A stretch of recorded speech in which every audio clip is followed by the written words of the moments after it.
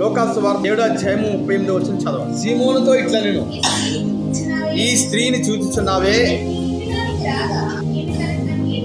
ఈమె తన కన్నీళ్లతో నా పాదములను తడిపి తన తల వెంట్రుకలతో తుడిచెను. దేవునికి స్తోత్రం కలుగునుగాక. అంటే ఇక్కడ యేసుక్రీస్తు ప్రభులు వారు కన్నీటికి చాలా విలువిస్తున్నాడు. కాబట్టి రెండవ రకమైన ప్రార్థన ఏంటంటే కన్నీటితో చేసే ప్రార్థన. చెప్తారా? కన్నీటితో చేసే ప్రార్థన. కన్నీళ్ళు ఎప్పుడు వస్తాయండి?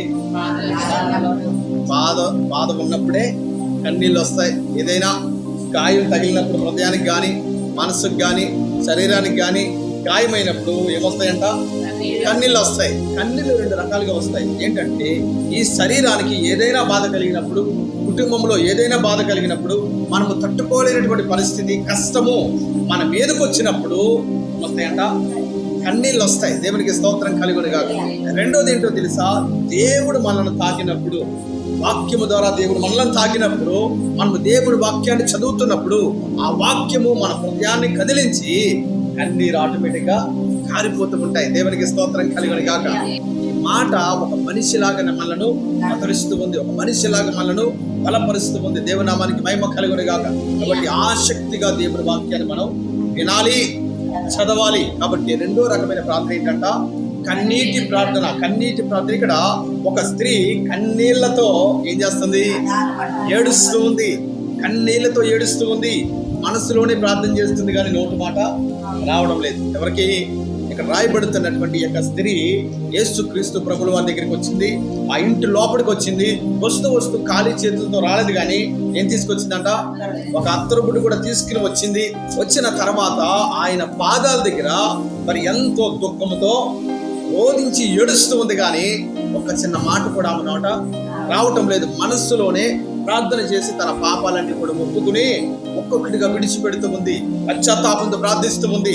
తన జీవితానంతటి కూడా దేవునికి అప్పగించి కన్నీళ్లతో ఎప్పుడైతే ప్రార్థన చేయటం మొదలుపెట్టిందో, ఆ కన్నీటి ప్రార్థన చూసినటువంటి యేసయ్య ఏమంటాడంట? ఇగో పేతురు, నేను ఇంటికి వచ్చాను, కానీ నా కాళ్ళు కడుక్కోవడానికి నీవు నీళ్లు కూడా నాకు ఇవ్వలేదయ్యా. కానీ ఈమె వచ్చిన నాటి నుండి, వచ్చిన యొక్క సమయం నుండి కూడా కన్నీళ్లతో ఏం చేస్తుంది? ఆ పాదాలను తడుపుతూ ఉంది. తన యొక్క తల వెంట్రుకలతో ఆ పాదాలను తుడుస్తూ ఉందని ఎంత మెచ్చుకుని ఇక యేసయ్య ఆ స్త్రీ గురించి మాట్లాడుతూ ఉన్నాడో ఈ వాక్యములు మనం చూస్తూ ఉన్నాం. దేవునామానికి మహిమ కలుగునుగాక. కాబట్టి మన జీవితంలో కన్నీటి ప్రార్థన అనుభవము ఖచ్చితంగా మనకు ఉండాలి. దేవునికి స్తోత్రం కలుగునుగాక. హల్లెలూయా. ఖచ్చితంగా కన్నీటి ప్రార్థన అనుభవం మనకు ఉండాలి. ఏదైనా ఇదిగో మరి ఆత్మీయంగా ఉన్న పాటలు విన్నప్పటికీ కూడా మనకి అలాంటి ఏమొస్తాయంట? సినిమా పాటలు కాదు, ఏ పాటలు అంటారు? కొన్ని సినిమా పాటలు కూడా ఏడిపించే విధంగా ఉంటాయి. వాటి వల్ల మనకి ఏమాత్రం ఉపయోగము ఉండదు. మరి ఏ పాటల వల్ల ఉపయోగం ఉంటుంది? ఆత్మీయమైన పాటలు. ఇదిగో మరి ఎంతో అర్థముతో కూడిన దేవుని యొక్క పాటలు అనేక మంది భక్తులు పాడుతూ ఉన్నారు. కాబట్టి అలాంటి పాటలు విన్నప్పుడు కూడా మన ఆత్మ పరవశించి ఏమవుతుందంట? కన్నీళ్లు, ఆనంద బాష్పాలు కళ్ళంట వస్తూ ఉంటాయి. దేవునామానికి మహిమ కలుగునుగాక. కాబట్టి దేవుని స్తుతించిన, దేవుని వాక్యాన్ని విన్నా, ప్రార్థించే సమయంలో మనకు కన్నీటి ప్రార్థన అనుభవము మన జీవితంలో ఖచ్చితంగా ఉండాల్సిందే. దేవునికి స్తోత్రం కలుగునుగాక.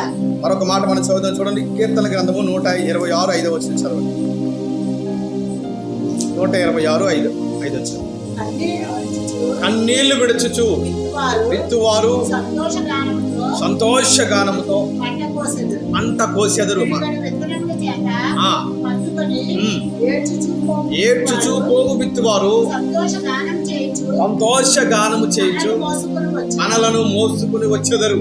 దేవునికి స్తోత్రం కలుగునుగాక. ప్రార్థన కాస్త మరి మాటలు యొక్క వాక్యంలో రాయబడిన మాటలు ఆత్మీయమైన కోణంలో కానీ మనం ధ్యానం చేసినట్లయితే కనుక ఇంకో కన్నీటితో విత్తడం అంటే విత్తనాలు విత్తడం కాదు, కానీ మనము ప్రార్థన చేయటం. చెప్తారా? ప్రార్థన విత్తనాలు ఏం చేయాలంటే కన్నీటితో మనము విత్తాలి. ఎప్పుడైతే కన్నీటితో మనము ప్రార్థన విత్తుతూ ఉన్నామో తర్వాత మనం ఏం చేస్తామంట? సంతోషముతో పంట మనము కోసుకుంటామంట. దేవునికి స్తోత్రం కలుగునుగాక. పంటను కోసి ఆ యొక్క సంతోషముతో పనులను మోసుకుని మన ఇంటికి తీసుకుని వస్తామన్నమాట. దేవుని నామానికి మహిమ కలుగునుగాక.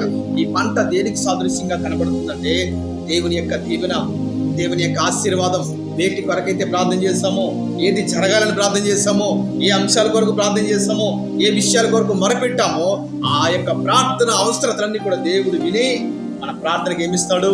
మనం అడిగిన దానికంటే ఎక్కువగా మనకిస్తాడు. దేవుని నామానికి మహిమ కలుగును గాక.